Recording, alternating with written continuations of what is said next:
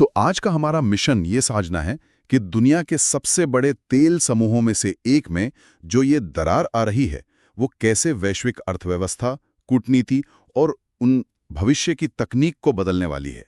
ठीक है, आइए इसे विस्तार से समझते हैं। तो देखिए, ये सिर्फ किसी एक देश के किसी समूह को छोड़ने की कोई सामान्य खबर नहीं है।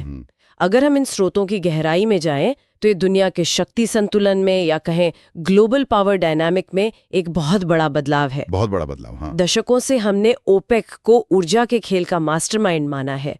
अब वहां से यूएई जैसे एक प्रमुख खिलाड़ी का बाहर जाना एक पूरी तरह से नई दुनिया की शुरुआत का संकेत देता है। अगर हम ओपेक के इतिहास को देखें तो 14 सितंबर 1960 को इराक के बगदाद में इसकी स्थापना हुई थी, है ना? जी हाँ, और इसका मुख्यालय ऑस्ट्रिया के वियना में है। सही। और फिलहाल इसके 12 सदस्य हैं।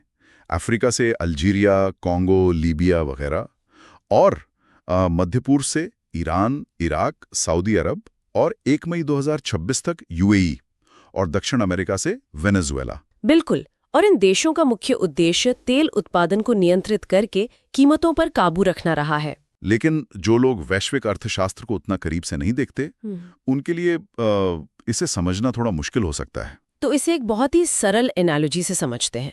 इसे एक ऐसे बड़े ग्रुप प्रोजेक्ट की तरह मान लीजिए, जहां आप सबसे ज्यादा मेहनत कर रहे हैं। एकदम सही। आप सारी मेहनत कर रहे हैं, सारे असाइनमेंट कर रहे हैं, लेकिन जब आप खुद किसी मुश्किल में फंसते हैं तो ग्रुप का कोई भी सदस्य आपकी मदद के लिए आगे नहीं आता। अरे वाह, ये बहुत सटीक उदाहरण है। यूएई को भी ठीक ऐसा ही लग रहा है। यही उनके इस बड़े कदम का असली कारण है, उनका वाय। उन्हें लगता है कि अन्य खाड़ी देश जो जीसीसी के सदस्य हैं, उनका सही से साथ नहीं दे रहे हैं। खासकर ईरान के मामले में, है ना? हाँ, स्रोत स्पष्ट करते हैं कि ईरान के साथ बढ़ते तनाव या किसी संभावित युद्ध की स्थिति में यूएई खुद को अकेला महसूस कर रहा है।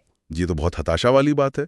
वैसे ओपेक प्लस का विस्तार भी तो हुआ था 2016 में, जिसमें 23 सदस्य हो गए थे। हाँ, और स्रोतों के अनुसार फरवरी 2025 में ब्राजील भी इसका नया सदस्य बन गया है। अच्छा, ब्राजील जुड़ रहा है और यूएई छोड़ रहा है। क्या विरोधाभास है।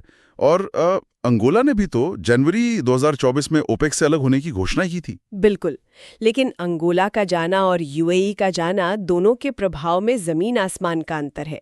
अगर हम इसे व्यापक नजरिए से जोड़कर देखें तो ये फूट दुनिया की सबसे बड़ी कूटनीतिक ताकतों को प्रभावित कर रही है। अमेरिका पर असर? हाँ, ओपेक के कमजोर होने से अंतर्राष्ट्रीय मंच पर अमेरिका का प्रभाव स्वाभाविक रूप से बढ़ सकता है।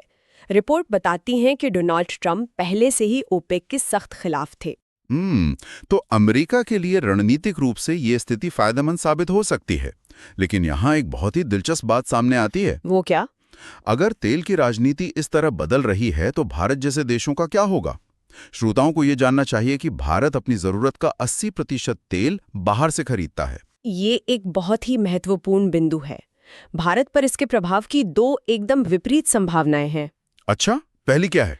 पहली तो ये कि अगर इस फूट से तेल का उत्पादन बढ़ता है और कीमतें कम होती हैं, तो भारत में पेट्रोल और डीजल सस्ता हो सकता है। अरे, ये तो अर्थव्यवस्था के लिए बहुत अच्छी खबर होगी। रोजमर्रा की चीजें सस्ती हो जाएंगी। बिल्कुल, लेकिन दूसरी संभावना एक बहुत बड़ा खतरा भी है। अगर ईरान और यूएई के बीच युद्ध या क्षेत्रीय तनाव बढ़ता है तो पूरे मध्य पूर्व की सप्लाई चेन रुक सकती है। मतलब जहाजों का आना जाना ठप हो जाएगा? हाँ, और जो देश 80% आयात करता हो, उसके लिए ये एक बड़ा संकट होगा। ये तो बहुत मौजर संतुलन है। लेकिन स्रोतों के इस पुलिंदे में मुझे एक और चीज दिख रही है।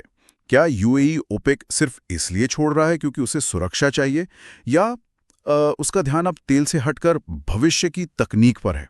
ये सवाल बहुत प्रासंगिक है। यूएई का वर्तमान नेतृत्व, जैसे राष्ट्रपति मोहम्मद बिन जायद